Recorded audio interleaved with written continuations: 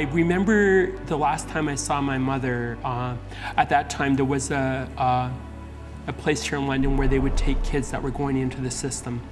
And my mother took me there and she said that she would be back to get me, and I never saw her again. I lost track of how many social workers who were sort of that substitute parent for me. All of those things that you were supposed to get at a young age, like being in a family and stuff, none of that was there.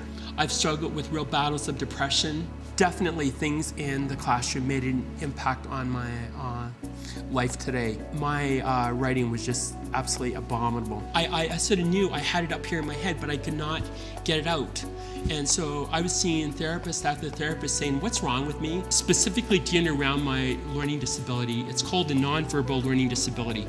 And some of the challenges for that are, once again, being able to put things down on paper correctly, are spelling. A great deal of my life I've done jobs where it involved manual labor, where I avoided having to fill out application forms or anything like that, because once again I was too ashamed. I figured if I ever went and applied for a job somewhere, they would take one look at the application form and they would throw it in the garbage because they could see this guy can't even spell his name. After a couple of weeks of testing, Jessica sat down with me and explained that I did have a learning disability, and that documentation was like gold to me. I meet with my support person twice a week for 2 half-hour segments. Otherwise, you know, I'm just like everybody else, and it's been phenomenal. I wouldn't be working at TD if it had not been for the United Way and the organizations that the United Way sponsors. And once again, that's because people in the community are giving something so these organizations can be up and running.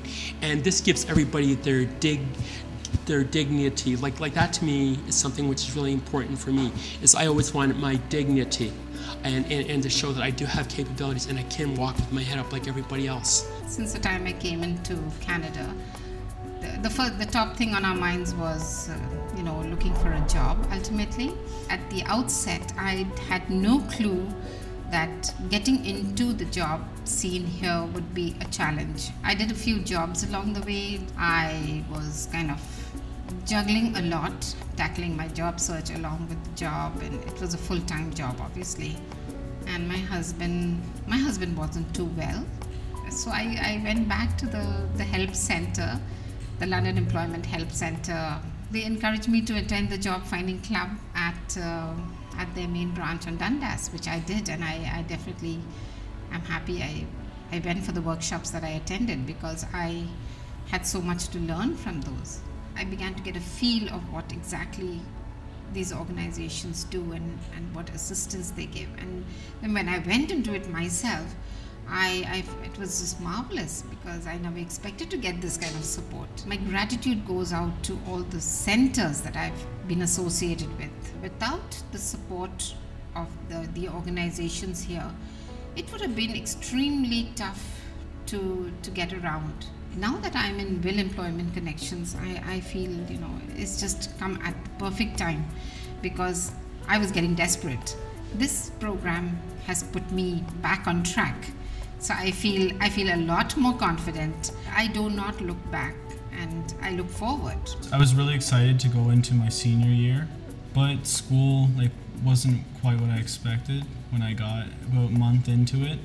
There's a lot of bullying, not physical or anything like that, just over text messages and MSN, and it really bothered me.